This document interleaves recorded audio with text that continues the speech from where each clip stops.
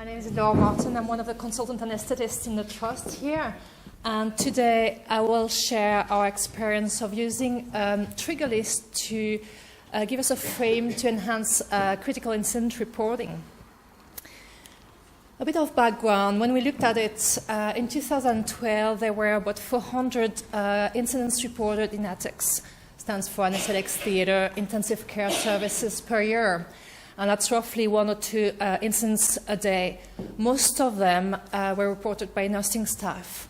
If we looked into the incidents which actually were relevant to our practice as anaesthetists, there were really, really few. There were only 1 to 4 a month. And really poor clinical engagement. Even if it was a relevant anaesthetic incident, it was sometimes, and most of the time, reported by nursing staff. We know, actually, this was not the reflection of very safe practice. It's probably an under-reporting because all the literature we have in critical incidents in anesthesia and critical care demonstrate that incidents happen much more often than once a week or once a month. And the numbers, which is very difficult to capture, is probably around 1 in 20 anesthetics. With the numbers of anesthetics we perform in a trust, we reckon that we should, if we were reporting everything, report probably between 20 and 80 incidents a month. So we're very far away from that. As I said, most of the incidents were reporting by nursing staff. Doctors, by fact, don't report very often. It's a pity, but the reasons are multiple. It's a bit like that, okay? Why don't we report, or why people fear to report? Well, there's a fear in it, okay? People just don't know what's happening when we report an incident in the trust. Who is looking into it? What's happening? The lack of anonymity is a big thing. We know that the studies which look at people reporting anonymously report much more than the people who don't. However, this is another issue.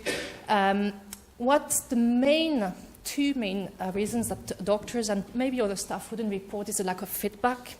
And the other one was what should be reported in an incident. What is an incident?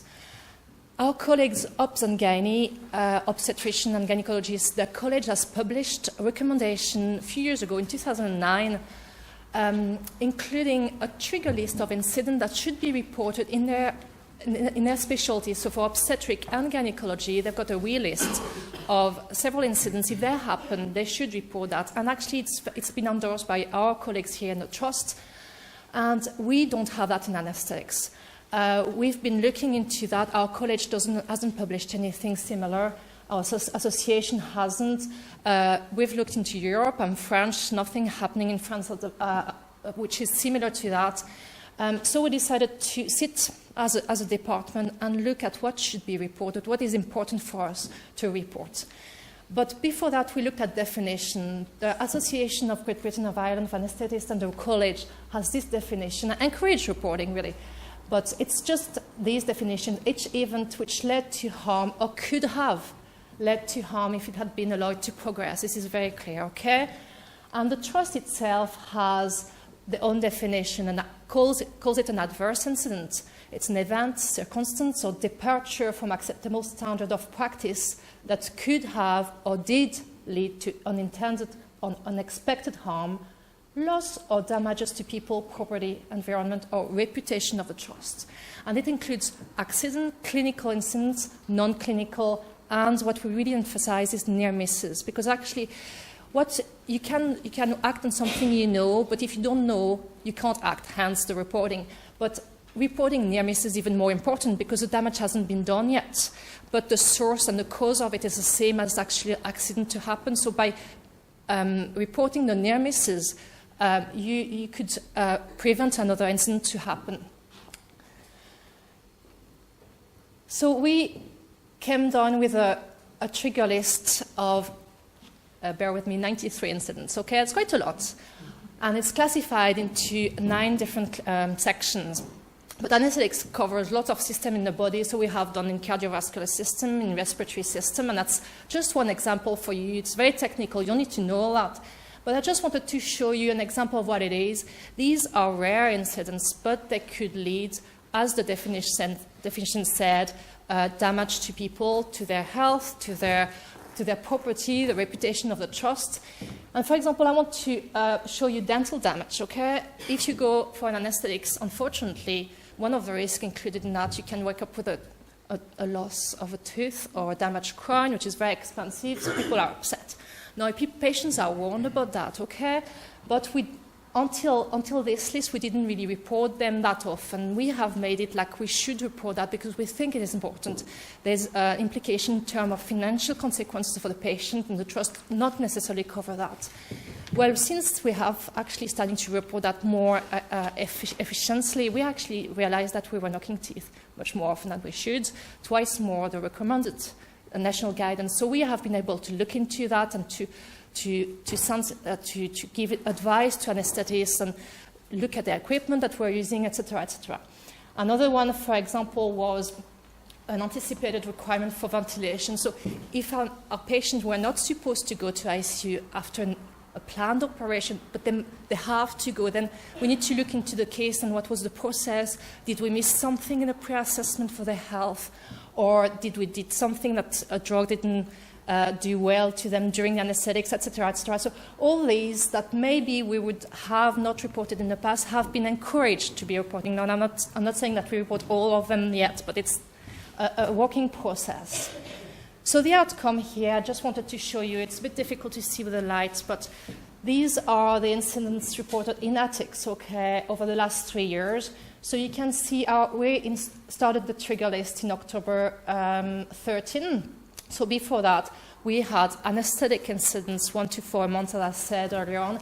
After that, now there is still a lot to do, okay, but we now have relevant incidents for our practice in intensive care, about 10 and 16, 18 a month, okay?